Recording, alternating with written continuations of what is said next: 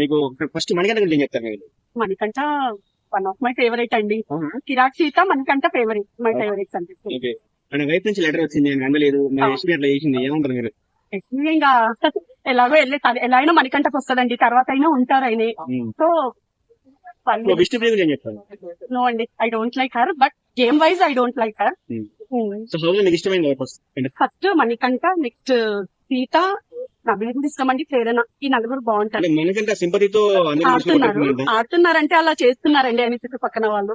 చాలా మంది మణికంఠ ఇష్టం లేదు, బాగా ఏడుస్తూ ఉంటారు, మీకు మీరు తీసుకుంటున్నారు అంటే అంటే ఆయన చాలా మంచిగా ఆడుతున్నారండి. ఏదైనా గేమ్ ఉంటే టాలెంట్ చూపిస్తున్నారు.